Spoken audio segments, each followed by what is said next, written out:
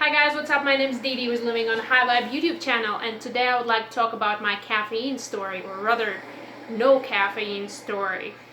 So, long story short, when I was around 5 or 6, I started drinking coffee, and my mother was more than glad to offer me a bunch of, cups of coffee before I went to school, and we made it very white and very sweet.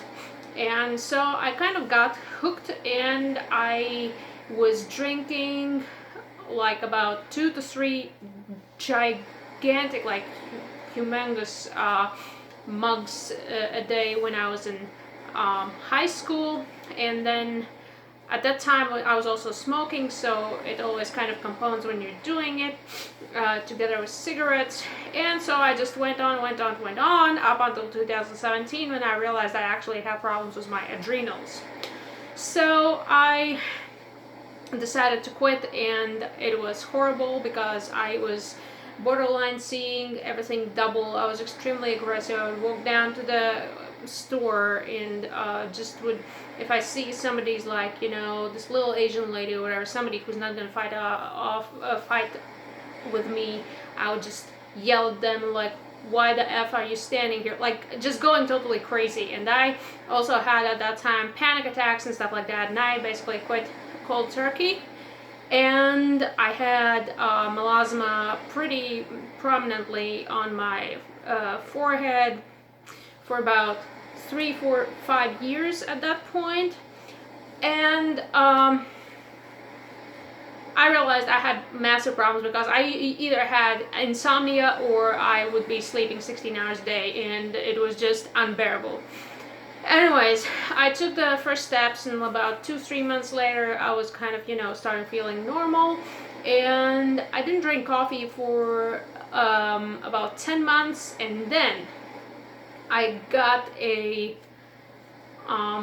work contract which didn't work out that well, and I was so stressed, and the hours were being changed around in such a hectic manner that I basically got hooked on caffeine again, and I would be drinking coffee, etc.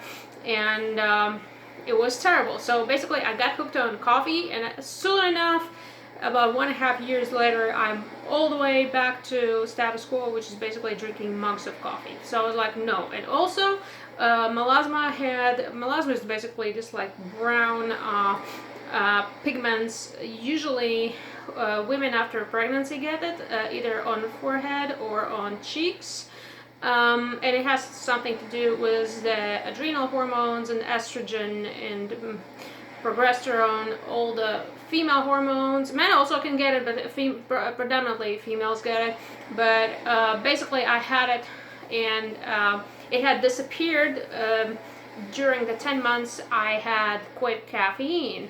And it reappeared within 6 months. So I still have it.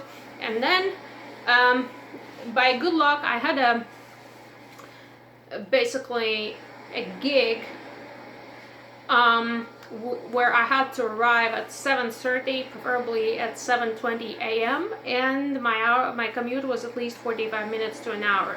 So I would not drink coffee at home, but when I would arrive to the gig, we would be served breakfast including coffee. And there was this one morning where I took the subway, and there was some sort of an Amber Alert going on because some kid had disappeared, and basically all the trains were stalled. Basically 20 people came late, etc. And the cops running, and the MTA people. MTA is basically the Metropolitan Transportation Authority here in New York City. MTA people running, looking for some guy, for some child, and basically panicking. And in that morning I wound up, I had to go straight into the gig, and in that morning I wound up drinking no coffee, and by around 1 p.m. I was already zombified. It was the worst headache ever. And then I thought, oh, I'm gonna get a cup of coffee. I went into the coffee shop, and I got me an iced coffee. It was pretty strong, and it didn't go away. So I thought, okay, let me just have a sleep and everything will be normal. But no, the night I had the most excruciating just headache. Like, I don't know, I've never had something like that. So basically I woke up about 3-4 hours into the sleep. I put on ice packs on my head, and in about another 3-4 hours I was able to sleep again. So it was pretty horrible, and right then and there I decided to quit caffeine again. And while I was quitting, and it was October 29th, and today is January 6th, 2020, and it was October 29th, 2019. So I'm 3 months in, and I'm feeling great. So basically the huge cravings and everything, I almost didn't have them at all at this time, and the only thing that I had lingering was headaches for about 10 days, moodiness, extreme sleep irritation, irritated sleep patterns for about 2 to 3 weeks. And then in my first days, oh my goodness, for the first 2 weeks, whenever I could, I would just be eating, sleeping, and working. And I would work as little as possible just to get by, so that I can go home, eat something, and sleep. So I would be sleeping an average of 12 hours a day, and I canceled literally everything under the sun. And while this was happening, and it happened also that on the first days when I started quitting, I had 3 days in a row off, and I spent those days in bed, and I read a book somebody suggested on one of my caffeine videos on my other channel, the Caffeine Myth, Caffeine Blues, sorry.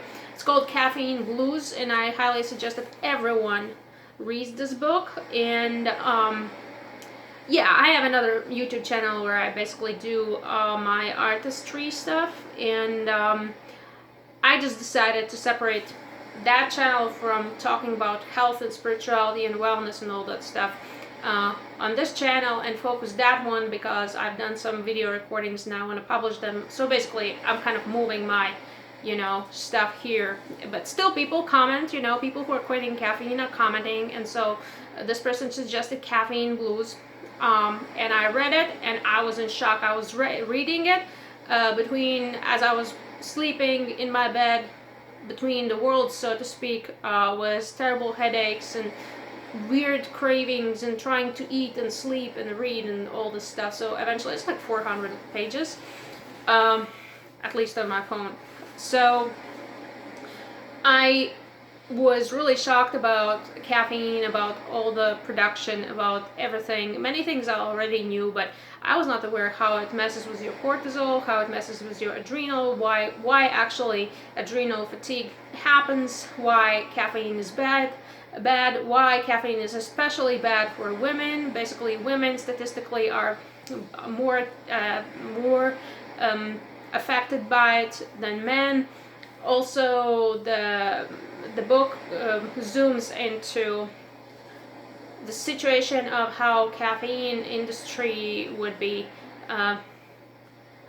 It's not that the studies are fake, but it's basically that the studies are really not precise. It's basically lying by omission. The way that the selected groups have been taken from the population is not really representative. The caffeine consumption habits are not representative. So, by the way, for example, when they say a cup of coffee, did you now know that it's not a, like a 10-ounce mug like most of us think about, oh, cup of coffee. It's like these, these little cups that come on saucers, like when you go to England or to some European country, you go into a tea shop and you are presented with the saucer in some like this porcelain china, and that's basically the cup. And you know what people drink? People drink literally half-gallon mugs. I would drink a bowl jar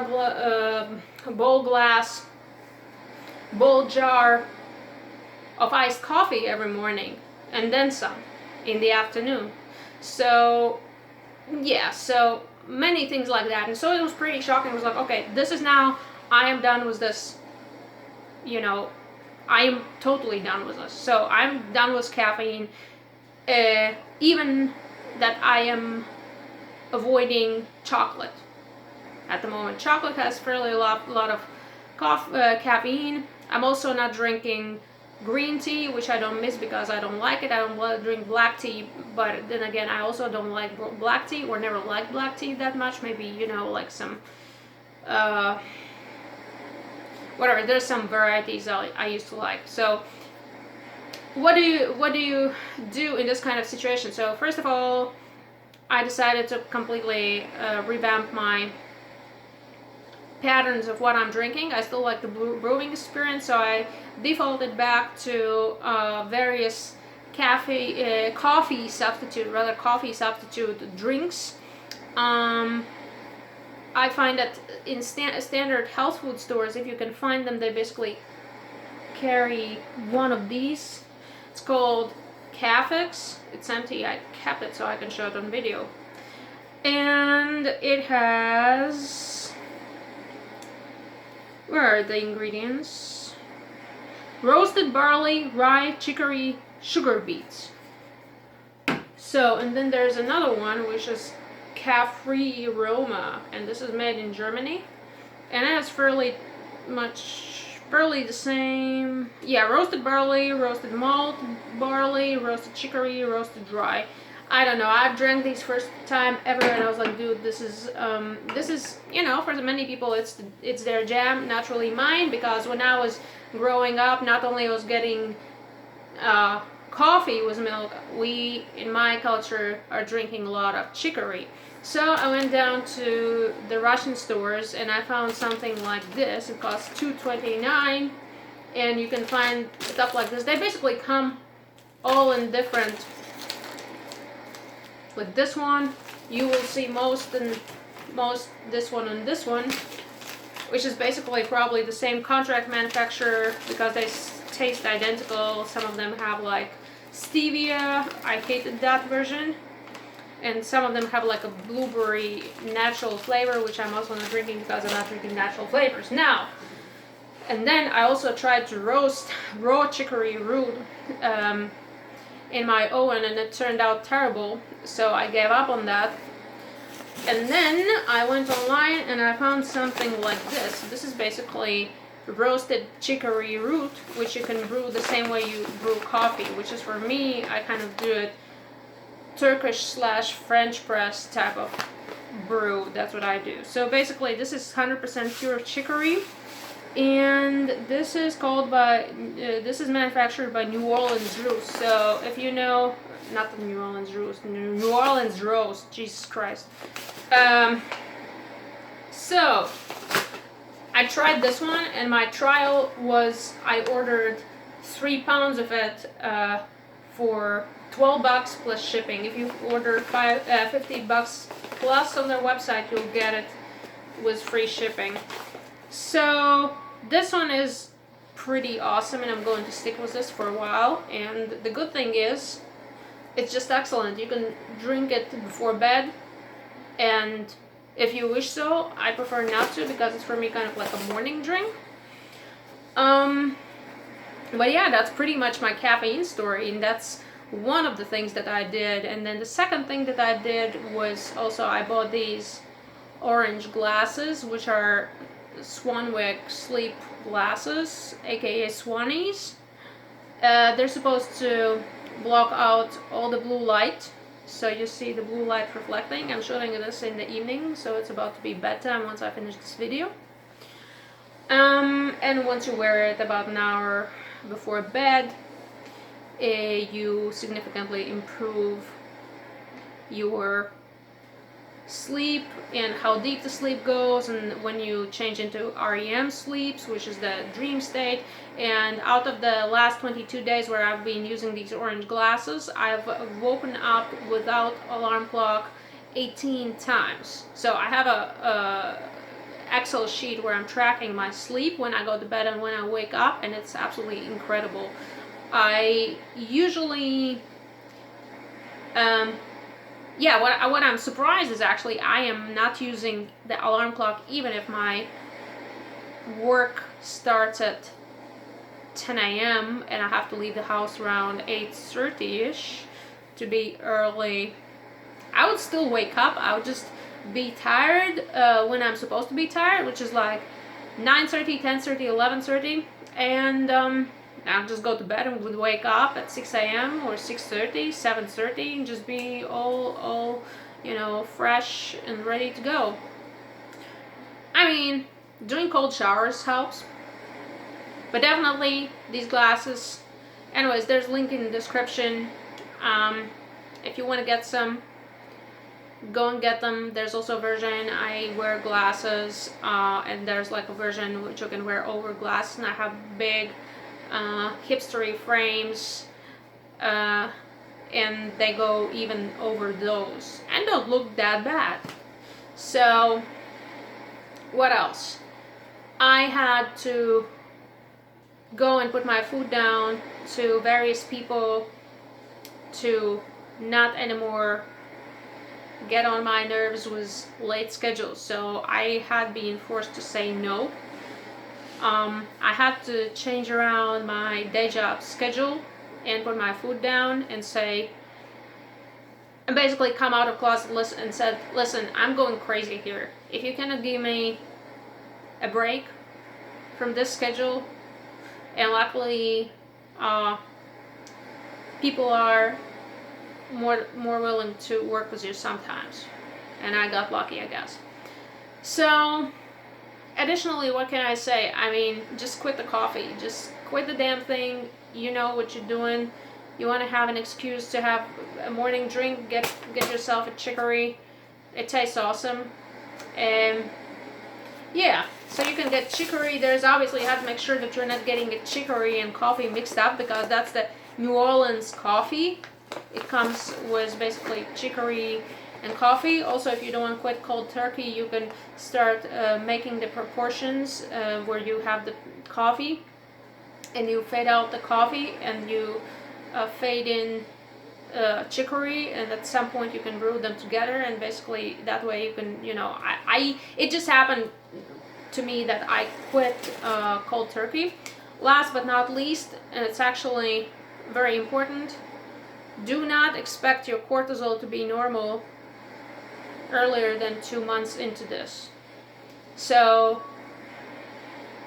they basically say 3 weeks minimum, but if you have been abusing caffeine in form of chocolate and soda as a kid, and then picked up coffee and tea and caffeine drinks and Red Bulls and caffeine pills and whatnot, caffeine is actually also in a lot of pharmaceuticals, which is insane because, oh my goodness. So I'm not gonna even go into that rabbit hole. Alright, just get the Caffeine Blues. I swear to God, this is crazy. It's gonna be an eye-opening situation. You'll never see the world again, but it's sometimes better to take the red pill and be red-pilled in the context of what's happening than to stay as you are. The problem with cortisol is the trick that puts you to bed in the right time. And for cortisol to normalize, you need to have at least 3 to 4 weeks. And while it's not normalized, you're going to be zombified. So get ready for that. And of course, if you're getting pissy and nasty at people, just maybe warn people around you, people at workplace, what you're trying to do. Sometimes actually you need to shut up about that, because people will just ridicule you. I kind of don't care what people tell me, but I still keep my mouth shut. But then again, I'm not that outgoing. It's just like whenever I have to eat with someone, I'm like, excuse me, I'm not even eating out. I'm eating by myself because I'm the best chef ever. And I am. I mean, for me, man, I'm the best chef. So, that's basically it. So don't think you're gonna get over with this after the. When you Google it, it's ridiculous. It's basically all these search engine optimized sites going like, how fast are you gonna get over caffeine withdrawal? And then they say 7 to 10 days, and then the symptoms. Yeah, but these are the bad symptoms, which can be nausea. I had nausea too. You may even vomit, splitting headache. I had the splitting headache for 10 damn days. Splitting headache, insomnia, all kind of aches and pains and feeling sick basically. But that's not gonna end there. So you will need to figure your cortisol out, and the sooner the better, but don't expect it like 3 to 4 weeks if you've been abusing it for a longer time, 2 to 3 months. So this is my month 3. I'm feeling pretty decent since about 2 weeks. I've not uploaded on this channel for about, oh gosh, maybe 2 months, 2 to 3 months, and that's pretty much, I was just going spiraling down and down and down. At some point I was like, I'm not going to put this stress or any other stress to upload anything, because I just have to get my act straight. So now I feel better. Motivation is back, not being depressed. I don't have any feeling of anxiety, which I used to have sometimes waking up. No anxiety. I wake up with an alarm clock. Even if I have to be somewhere early, fine. If I have to leave the house at 5 a.m., then probably I'll put an alarm. So if it's an important date, I'm going to put an alarm, and usually I'm waking up before it. So that's pretty much it. I hope you enjoyed this video. I know it's on the longer side. If you like it, please subscribe to my channel. I talk about wellness and spirituality and about health, and you know, they say in some religions that body is your temple, and it is, because it's, you want to keep it the best you can, because this is where you're positioned right now as a human being in this time point in this existence. So you want to make sure that you do the best you can for yourself to just get better at whatever you do. And therefore, like, if you have your energy centers out of whack, then that brings out of whack you know, your entire body health-wise, and vice versa. So it's basically a catch-22. And guess what? The caffeine is affecting most adrenal glands. So what is adrenal glands? Adrenal glands is basically your third energy center. So if you're thinking about the best way to tune your third energy center, aka third chakra, just get rid of caffeine. So that will help you with that big time. Alright, that's about all. Subscribe, leave a comment, let me know what you think. I'll see you in the next video. Cheers.